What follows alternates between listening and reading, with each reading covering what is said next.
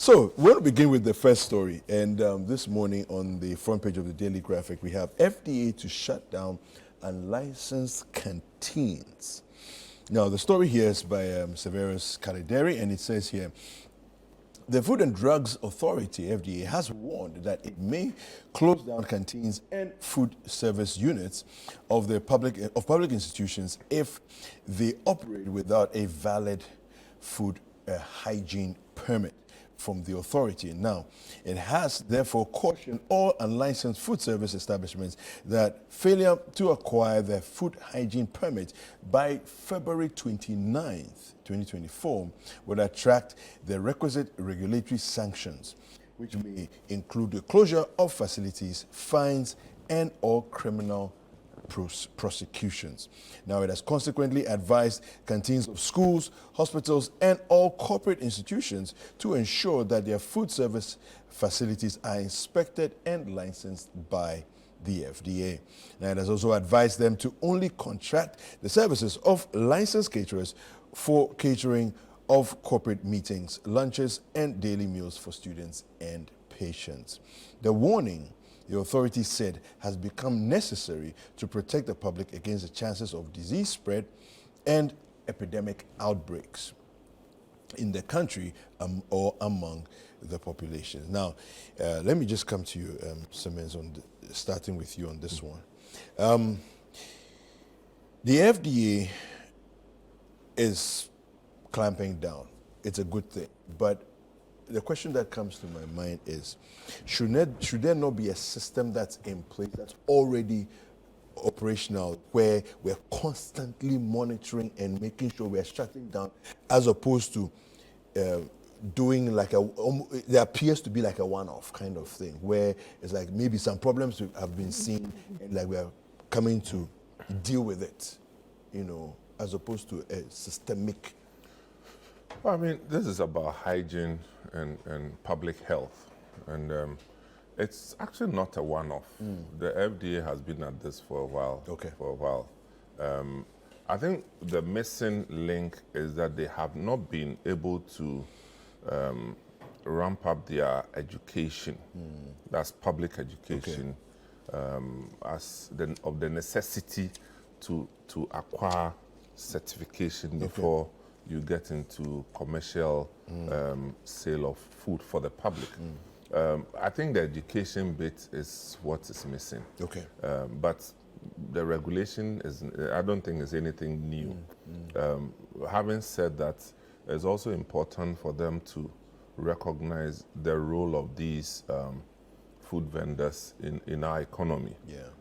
Because the larger numbers belong to the lower end of the spectrum. And so, I don't know which one comes first, whether they need to just inform people, increase their education efforts before they start clamping or clamping. I don't know which one comes first. But seeing as they have now increased their regulatory role in that space, I think it's going to be a difficulty. I mean, look, people will always find ways to do this. You ask, which vendors are we talking about? How about the hawkers? How about the hawkers? People buy a lot from hawkers. So it's going to happen as usual in Ghana. Is the law-abiding ones who are going to be affected. Those who have, secured spaces, employed people, they are going to be affected first. And then the people who are hawking and in the small corners and the outskirts of the urban areas are going to go scot-free, so I think it's going to be a challenge. But that does not nullify the usefulness of their supervisory role. As for that, there are no two ways about that. But I think they should do more education in the marketplace.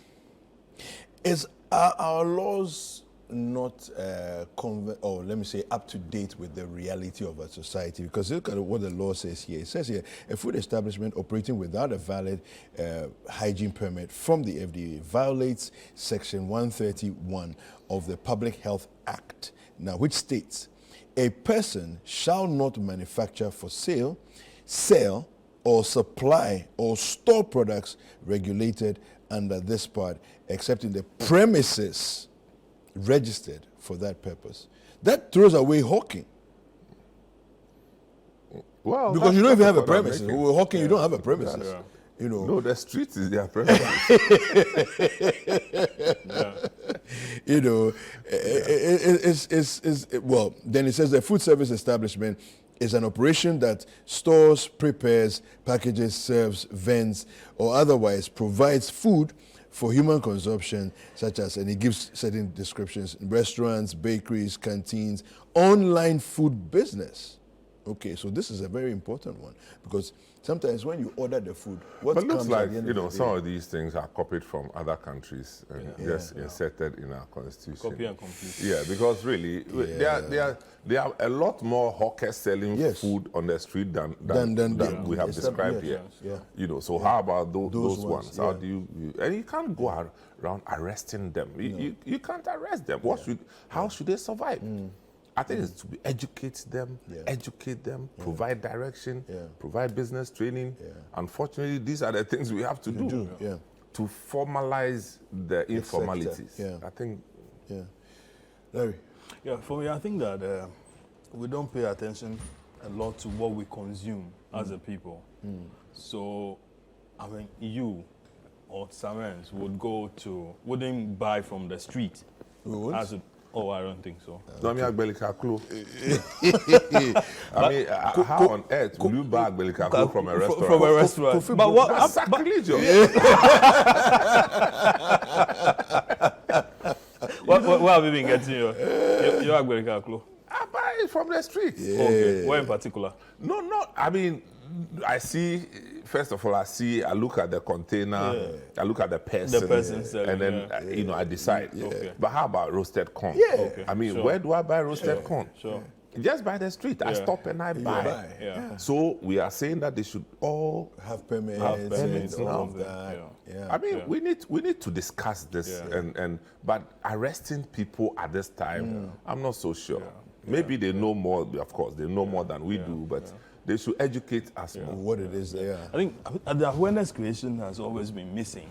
So occasionally you have regulatory institutions like this issuing, press statements or just, going to sit on a TV program and just talking and expect that people will comply eventually.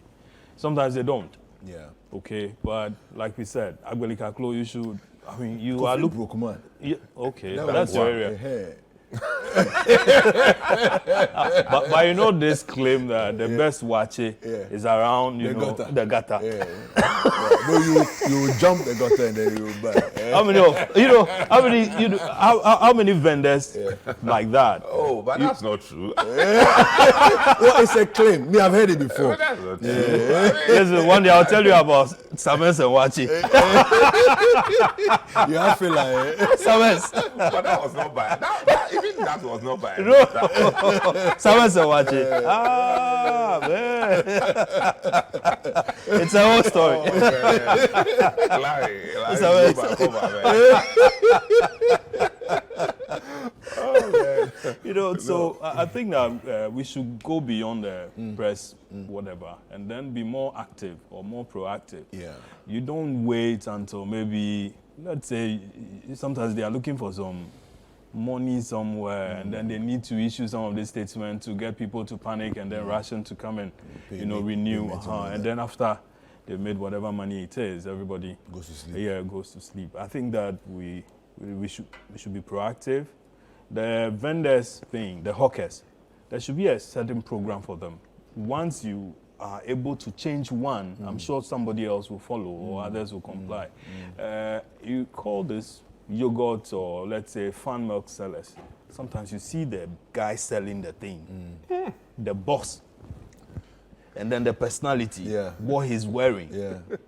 And you wonder. And you wonder. I mean, But the FDA themselves, when you come out of the FDA Yes. and you join the main The road, main- Front there, no. Yeah.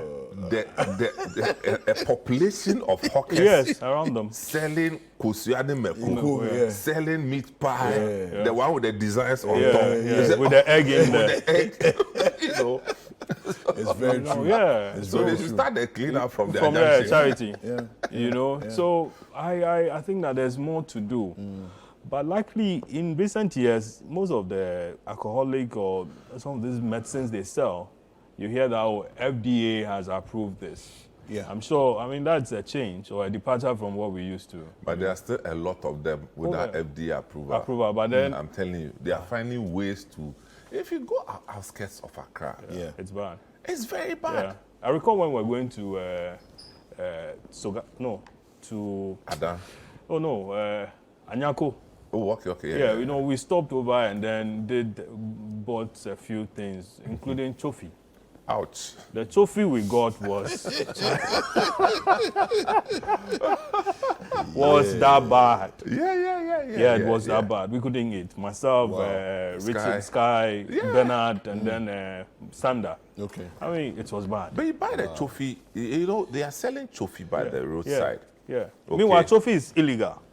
What is It's illegal? Yes, it's illegal. Well, supposed to be It's illegal. illegal, They are right? selling, Yeah. and they paint it red. Yeah. And you Yeah. saw the thing Yeah. red, and Yeah. you bought it. Yeah, It's we a did. chemical that they And use. presumably you bought it in the early hours before Sure, 12. sure.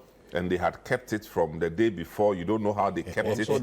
they've refried it many times. They've refried it with oil that has been used 10 times already, because they've kept. No, what I can't stand is when the oil they use to fry, when they come again, they pour new one into the old one, Yeah. and then fry again. Yeah. Man. Because there's very little understanding of what it is that they That's actually why do. we're saying that Yeah. education, Yeah. awareness, education. Yeah. So FDA, yes, you can perform your regulatory role, but you can't skip the education. No. Yeah. Because you're going to Yeah. make it difficult. Wearing that title Yeah. of Food and Drugs Authority, it's not just, I mean, it shouldn't just be anything. Yeah. You need to leave, you know, whatever responsibility you've been given. Yeah.